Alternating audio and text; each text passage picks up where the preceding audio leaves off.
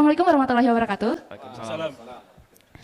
Perkenalkan Bapak Ibu semuanya, saya Angelia Aprilia, mahasiswa pendidikan khusus dari Fakultas Ilmu Pendidikan. Dan kebetulan juga saya juga concern gitu ya terhadap permasalahan ini, jadi juga terpantik untuk bertanya. Pertama gitu ya, berbicara tentang AI, pendidikan dan juga perkembangan zaman, kayaknya bisa dikaitkan dengan kapitalisme yang ada gitu ya, kayak gitu. Nah lalu, yang pada akhirnya gitu ya, pendidikan yang harusnya milik bersama itu tuh kan pada akhirnya malah jadi milik pemilik modal. Lalu pertanyaannya, bagaimana sih agar pendidikan pada akhirnya tetap bisa terakses oleh kalangan bawah, kayak gitu. Dan yang kedua, untuk sekarang kan ada Undang-Undang Sistem Pendidikan Nasional yang katanya sedang menuju revisi. Lalu ketika berbicara tentang pendidikan dan perkembangan teknologi, maka juga akan berkaitan dengan kebijakan nasional, kayak gitu. Nah, lalu apa sih perubahan yang harus dilakukan atau harus kita rencanakan terkait kebijakan secara nasional dan juga untuk kebijakan lembaga pendidikan yang ada terlebih gitu ya. Untuk tadi Undang-Undang Sisdiknas itu juga sedang dalam proses revisi, berarti apa perubahan yang harus dilakukan secara kebijakannya, kayak gitu. Terima kasih. Wassalamualaikum warahmatullahi wabarakatuh. Oke, terima kasih. Mungkin sekalian aja ya. Kalau misalkan berbicara tentang kenapa ini ngeri-ngeri terus tidak ada optimismenya, ketika keyakinan dibangun dari keraguan, maka masa depan itu dibangun dengan kekhawatiran kita untuk berhadapan dengan masa depan. Terkait dengan pernyataan yang tadi itu, yang Teteh tadi itu apa? Tuh, jadi saya lupa. Soal akses. Oh ya, soal akses pendidikan, gimana caranya agar semua masyarakat, kalangan atas dan kalangan bawah tetap mendapatkan pendidikan, begitu ya? Salah konsep tuh. Sejak awal, kita tuh mendapatkan pendidikan. Soal formal atau nggak formal itu urusan lain, tapi sejak awal kita mendapatkan pendidikan, itu yang pertama. Kemudian yang kedua, gimana caranya agar kita mendapatkan seluruh pendidikan? Kita mendapatkan pendidikan seluruhnya, dari yang bawah sampai yang atas, cuman beda materinya. Nah ini penting ini untuk semuanya. Materi untuk orang-orang yang didesain untuk menjadi orang miskin, itu berbeda dengan materi yang disampaikan untuk untuk orang-orang kaya. Misalkan sederhananya begini, saya bocorkan rahasia ini. Pelajaran ekonomi kan, itu tadi prodi pendidikan, ekonomi. Kalau belajar ekonomi untuk orang-orang kaya, itu belajarnya cuma 3.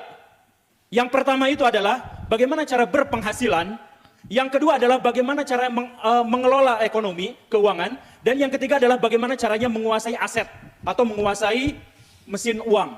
3 itu saja yang diajarkan kalau disampaikan untuk orang-orang yang didesain untuk jadi orang kaya di masa depan. Kalau untuk orang miskin, diajarkan kapitalisme adalah bla bla bla bla bla bla secara definitif. Perbandingan ekonomi kapitalisme, Pancasila dan sosialis. Tulis, itu perbedaannya. Jadi kalau misalkan akang-akang belajarnya tentang yang seperti itu, curiga masa depannya akan didesain untuk menjadi orang-orang miskin. Makanya ketika kita berpendidikan pun sebenarnya kita tuh didorong untuk tidak mandiri secara finansial, tidak mandiri secara intelektual. Karena ya seperti itu, di sini siapa yang diajarkan misalkan dalam pelajaran ekonomi. Sekian persen penghasilan untuk nabung, sekian persen penghasilan untuk invest, sekian persen penghasilan untuk kebutuhan-kebutuhan biologis, kebutuhan-kebutuhan akademis, kebutuhan-kebutuhan relaksasi misalkan. Berapa persen yang diajarkan seperti itu? Enggak. Ya karena pendidikan-pendidikan kita itu sengaja dibuat untuk menciptakan kemiskinan yang struktural. Nah, termasuk juga akhirnya yang kedua, mengelola ekonomi kan? Mengelola uang kita. Itu level kedua, gimana caranya agar kita kaya, ya kita mengelola ekonomi kita. Justru kita didoktrin untuk membelanjakan penghasilan kita, bukan untuk menghemat. Coba cek HP, berapa banyak aplikasi yang secara urgen kita butuhkan? Tidak banyak. Karena apa? Karena kita didorong untuk membeli dan menggunakan barang-barang yang tidak urgen. Biar apa? Biar mereka produsennya menjadi semakin kaya dan kita ketergantungan pada kekayaan mereka. Dan selamanya akhirnya kita tidak bisa menjadi negara yang maju. Kalau kita tadi dikatakan bahwa tahun 2045 kita akan menjadi negara yang maju, yang bangkit, yang hebat, salah satu negara dengan ekonomi yang besar dan sebagainya, yes. Tapi itu target. Dan target dimulai dari sebuah realitas. Dan yang lebih penting kesadaran atas realitas itu. Ini bukan soal ngeri atau enggaknya. Buat orang-orang yang mau berjuang, saya katakan ini bukan kengerian. Ini adalah potensi, ini adalah kesempatan kita agar menjadi pahlawan-pahlawan di masa depan. Tapi buat orang yang pesimis, ini adalah kengerian. Jadi saya jadikan ini sebagai alat perjuangan bahwa di masa depan saya akan menjadi orang yang menjadi pahlawan di masa depan. Ya, tepuk tangan. Oke. Kita itu terlalu banyak gonta-ganti kurikulum, yang sekarang itu kurikulum merdeka, tapi saya curiga itu sebenarnya ngambil dari EB System gitu. Tapi saya nggak tahu lah, karena saya bukan yang menyusunnya. Tapi anggaplah kurikulum merdeka sekarang diterapkan. Apa yang diterapkan? Nggak ada perubahan. Karena ya apa? Guru-guru di sekolah ketika in-house training Yang diajarkan itu bukan kurikulum merdeka.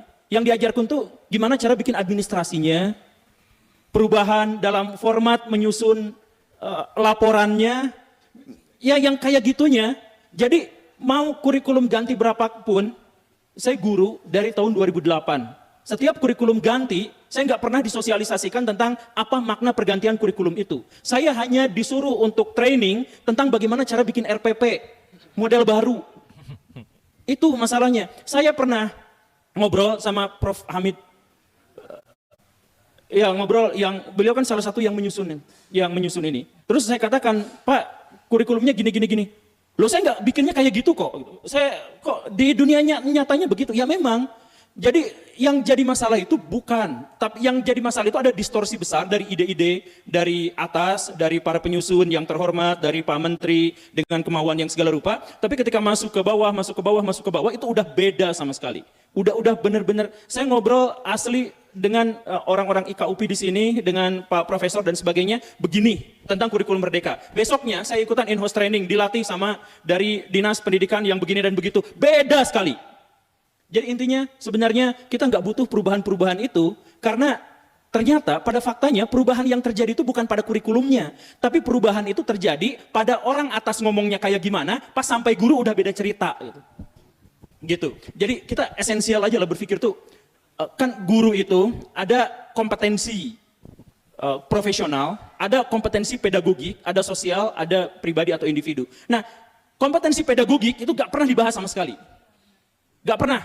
Makanya saya ingin kritik ini ke orang-orang UPI di sini. Saya kritik ke orang-orang yang megang kebijakan, yang bikin aturan-aturan seperti ini. Kenapa guru-guru di Indonesia digaji dengan sangat murah? Karena nggak punya kompetensi. Kenapa nggak punya kompetensi? Karena nggak dilatih memiliki kompetensi. Kalau misalkan ada seorang pilot, ini sering saya sampaikan. Kalau ada seorang pilot jadi guru, bisa nggak? Bisa. Bisa nggak guru jadi pilot? Tidak. Nggak bisa. Karena apa? Karena pilot memiliki kompetensi, guru tidak. Kalau misalkan ada dokter jadi guru, bisakah? Bisa.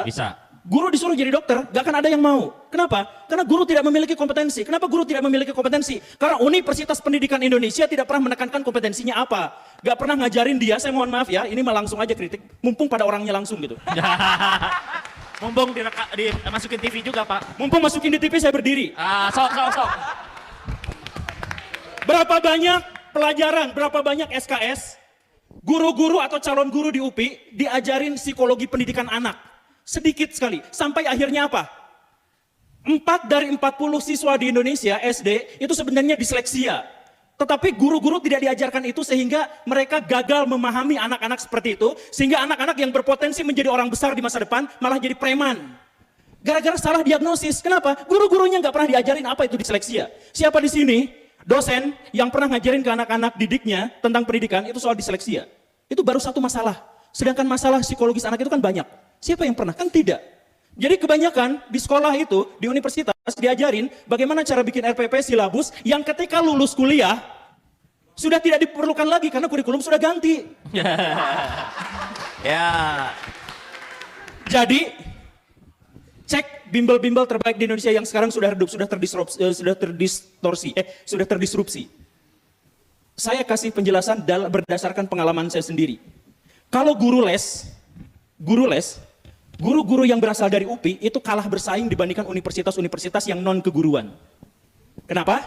Karena kegagalan mereka untuk bisa menyampaikan materi secara sederhana.